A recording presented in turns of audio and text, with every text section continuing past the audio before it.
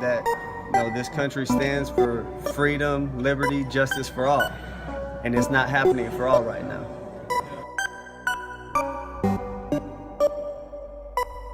Police are there not to, in our community, not to promote our welfare or for our security and our safety, but they're there to contain us, to brutalize us and murder us. And once the white public is convinced that most of the Negro community is a criminal element,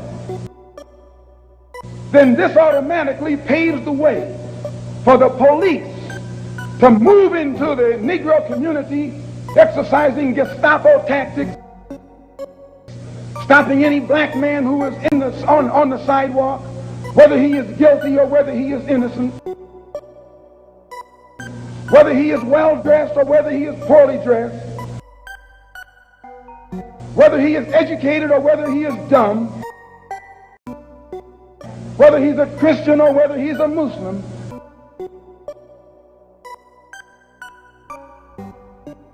As long as he is black and a member of the Negro community, the white public thinks that the white policeman is justified. America is not a democracy. America is a republic. That's why when people pledge the flag, and I hope there's no black boys pledging the flag, but when people pledge the flag, they pledge the flag to the republic. The word democracy is not in the pledge. The word democracy is not in the preamble. The word democracy is not in the Constitution. The word democracy is not in any of the 50 state constitutions. So why is America called a democracy when it's really a republic? I pledge allegiance to the flag of the United States of America. We hold these truths to be self-evident, that all men are created equal, that they are endowed by their Creator with certain unalienable rights, that among these are life, liberty, and the pursuit of happiness. That to secure these rights, governments are instituted among men, deriving their just powers from the consent of the governed. That whenever any form of government becomes destructive of these ends, it is the right of the people to alter or abolish it.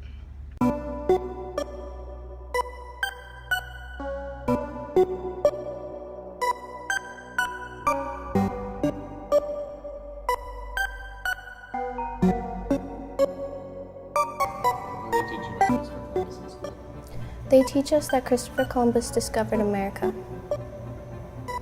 What should they teach? That Christopher Columbus didn't discover anything and instead got lost. Christopher Columbus. Oh. Evil. Pure evil.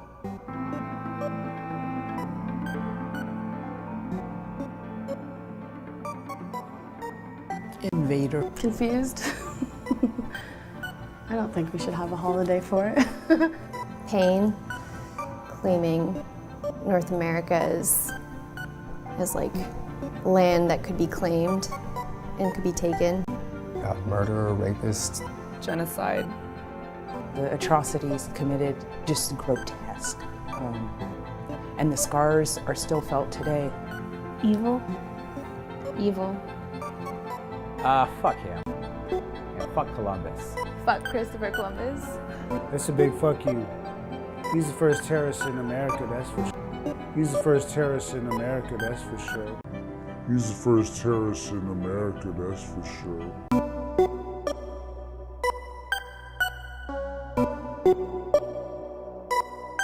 Atlantic slave trade, occurring from the late 15th to the mid-19th century and spanning 3 continents, forcibly brought more than 10 million Africans to the Americas. But the Atlantic slave trade began in the late 1400s with Portuguese colonies in West Africa and Spanish settlement of the Americas shortly after. The crops grown in the new colonies, sugarcane, tobacco, and cotton, were labor-intensive, and so to meet the massive demand for labor, the Europeans looked to Africa. African slavery had existed for centuries in various forms. Some slaves were indentured servants, with a limited term and the chance to buy one's freedom. Others were more like European serfs. In some societies, slaves could be part of a master's family, own land, and even rise to positions of power. To defend themselves from slave raids, neighboring kingdoms needed European firearms, which they also bought with slaves. The slave trade had become an arms race, altering societies and economies across the continent. As for the slaves themselves, they faced unimaginable brutality. After being marched to slave forts on the coast, shaved to prevent lice, and branded, they were loaded onto ships bound for the Americas. About 20% of them would never see land again. Many inland Africans had never seen whites before and thought them to be cannibals, constantly taking people away and returning for more. Afraid of being eaten, or just to avoid further suffering, they committed suicide or starved themselves, believing that in death their souls would return home. Those who survived were completely dehumanized, treated as mere cargo.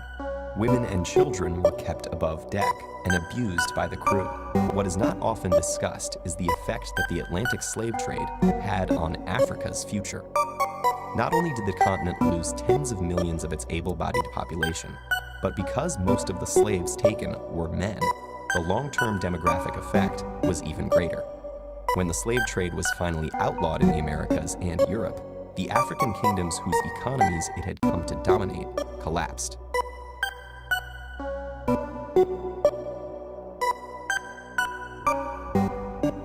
Porter's ultimate goal was to extend slavery to the entire nation. Congress was able to pass the Kansas-Nebraska Act, but at the huge cost of bitterly dividing the nation, with 91% of the opposition coming from Northerners. In the House of Representatives, politicians traded insults and brandished weapons until a sergeant-at-arms restored order. President Pierce signed the bill into law amidst a storm of protest.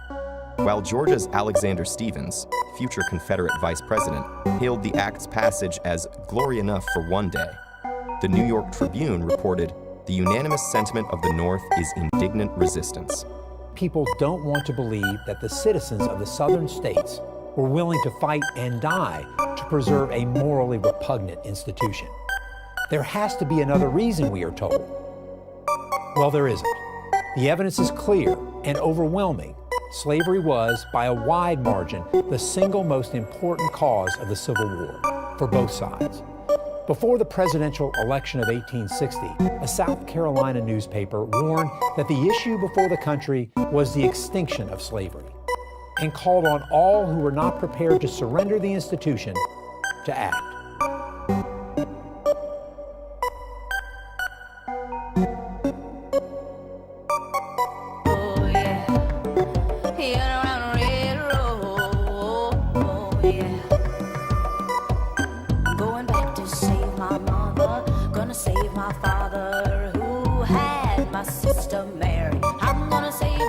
Children too. Oh, yes, I am. Brother, brother, keep on moving. Sister, sister, follow that North Star. Mothers, keep your babies quiet. Father, protect us wherever you are. Oh, yeah. I'm in charge of the Underground Railroad. Oh, yeah. My name is Harriet. I'm in charge of the Underground Railroad. Oh, yeah. Don't be afraid. Come on in, have a seat, drop your load on the Underground Railroad. Oh, yeah.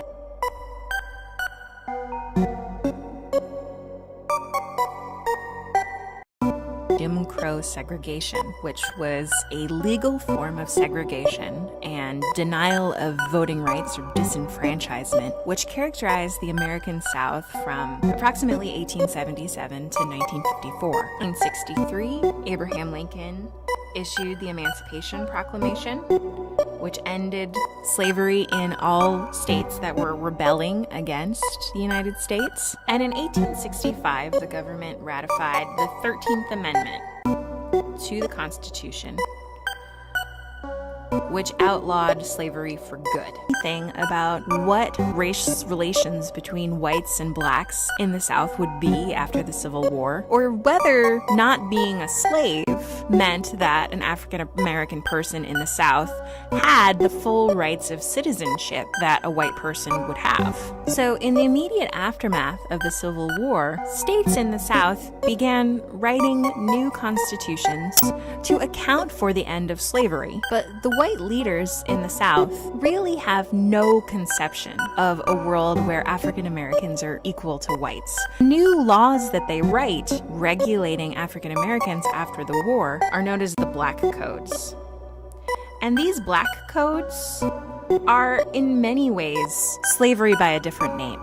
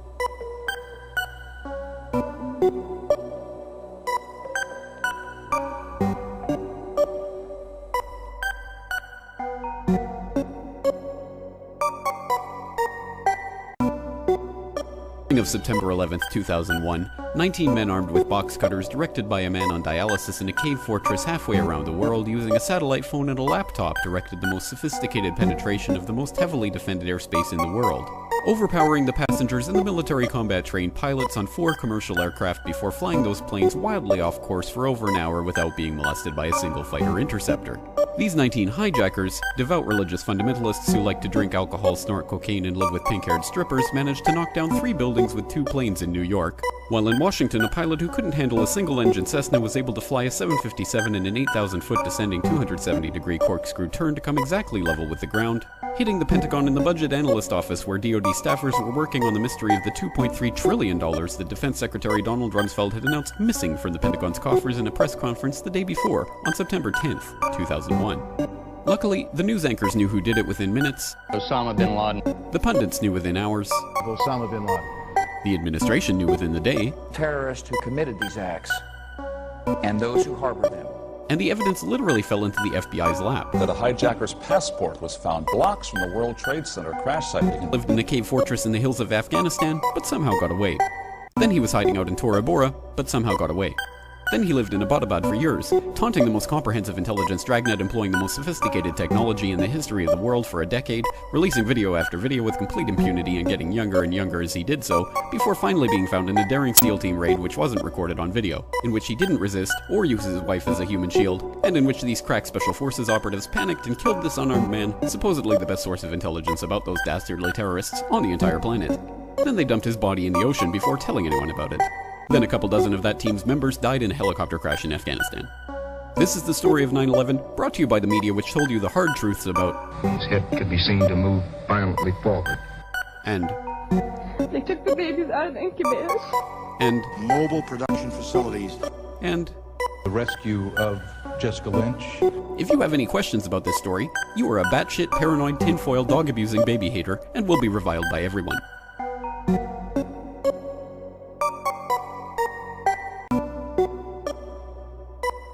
Right here. That's Peter Salem. He was actually the hero of the battle. It doesn't look like he's a hero there. He looks like he's cowering behind the white guy with a sword. He was the hero of the battle. And he saved scores of American lives that day. Why don't we know this? Look here. African American, helping row the boat across. You know what his name was? Prince Whipple. He fought alongside Washington during the Revolution. Take a look at this one, this painting of, this is the Marquis de Lafayette. If you look at this, you just think, oh yeah, and then he made his slave dress up like I don't know what. But that's what you would think, right? This guy is incredibly important. This guy may have won the Revolutionary War. When did we have the first Speaker of the House? 1789. When did we have our first black Speaker of the House? I bet most people would say never. Never, except it was right here. Joseph Hayne Rainey. Joseph Hayne Rainey of South Carolina is first black to preside over the House of Representatives. These are the first 7 blacks elected to Congress. You have here Senator Hiram Rhodes Revels, the first black U.S. Senator elected. He was a minister of the gospel. He was a missionary. He worked with Frederick Douglass. He recruited 3 regiments of black soldiers in the Civil War, and he was a missionary to slaves in the South.